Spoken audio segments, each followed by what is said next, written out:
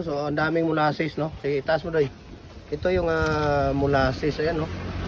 Yan ang molasses na panghalo namin sa hollow blocks, bricks, decorative, lahat ng mga concrete products namin dito, no? Yung mga masilan, hollow blocks, bricks, decorative, lower blocks, ayan, no? Oh. Kanyang kalapot, ang sarap po, ang bango. Ang bango, ayan mo. Oh. Makakain pa ito. Makakain, pwede yan kainin, di ba? Ito yung molasses na panghalo sa hayop.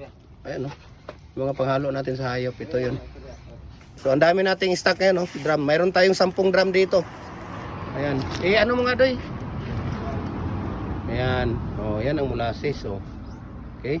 Yan, sa mga nagtatanong kung ano po ang molasses, ito po ang molasses, galing po ito ng sugar cane or tubo, no?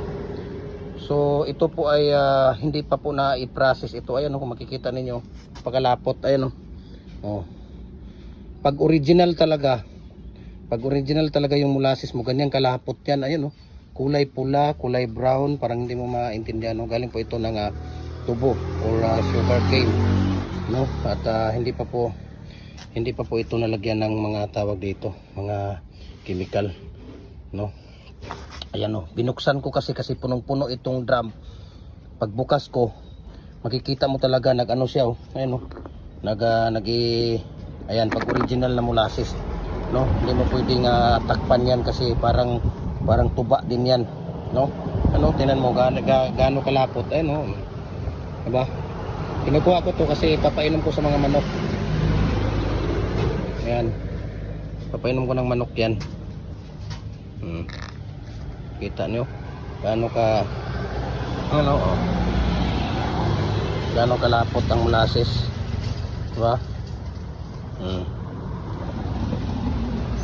Papainom natin ito sa manok. Ito yung molasses, ano? Grabe lapot. Hindi pa ang amoy, sarap kainin. Talagang amoy siya. Amoy parang tawag dito.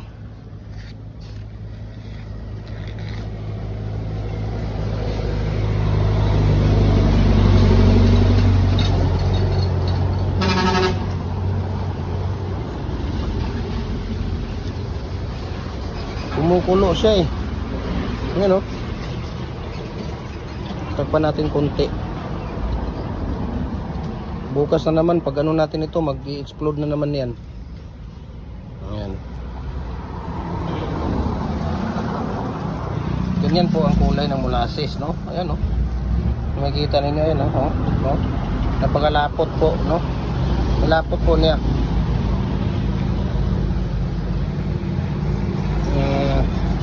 Kinukuha ko to kasi sayang, papainom natin sa manok.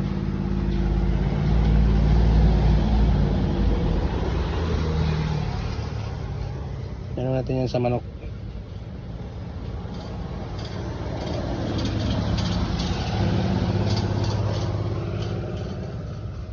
Available po ngayon yan. Yung molasses na to dito sa tindahan. Isang drum lang yan. Kung mabigat kasi itong molasses, kaya ayaw ko magbintay. Mabigat to.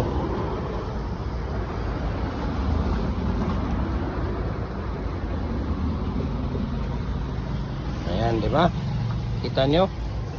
So, yan po ang molasses, no? Talagang napakalapot niya. Napakalapot po niya.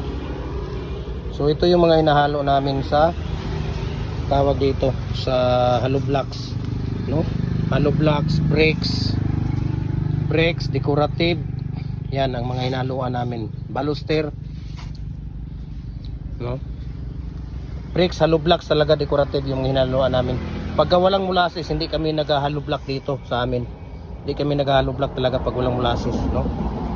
Kaya namin nilalagyan ng molasses kasi para marami ang magagawa. Abutin ng 140 kasi pag walang molasses hindi siya aabot ng mga ganon karami, no? Sa isang bag na simento. So kaya lang kami naglalagay ng molasses para sa isang bag na simento sa number 4 magkaka 140. Sa number 6 naman 100 to 110. yung palabas namin sa commercial. Commercial po yan. Ayan. So, painom natin sa manok. Okay? So, maraming salamat. Na God bless po. So, ganyan ang molasses sa mga nagtatanong ha.